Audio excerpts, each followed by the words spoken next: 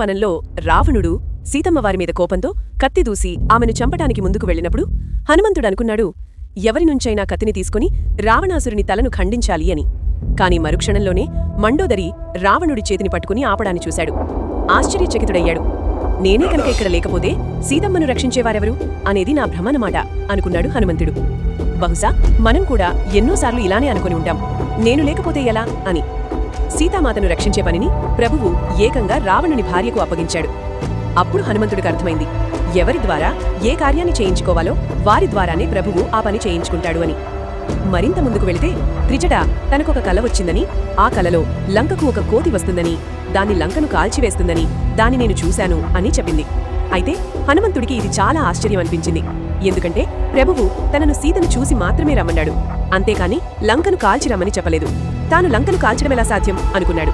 అయితే త్రిజట ఇది తన స్వప్నంలో చూశాను అని చెప్పింది. హనుమంతుడు ధర్మ మీమాంసలో పడ్డాడు.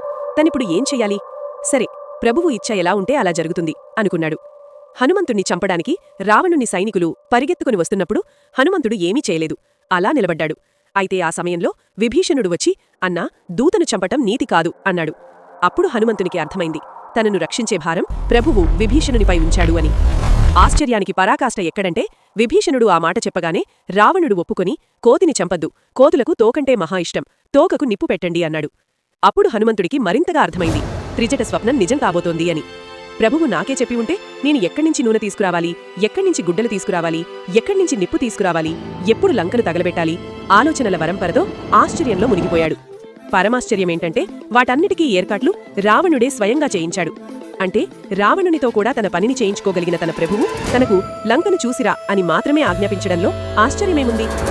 అందుకే ఒకటి గుర్తుంచుకోండి, ప్రపంచంలో జరుగుతున్నదంతా ఈశ్వరేచ్ఛ ప్రకారమే జరుగుతుంది. మనమంతా కేవలం నిమిత్త మాత్రులం. అందువల్ల నేను లేకపోతే ఏమవుతుందో అన్న భ్రమలో ఎప్పుడూ పడవద్దు. నేనే గొప్పవాడినని గర్వపడవద్దు. భగవంతుడి కోటాను కోట్ల దాసులలో అతి చిన్నవారము అని భావన కలిగి ఉందాం.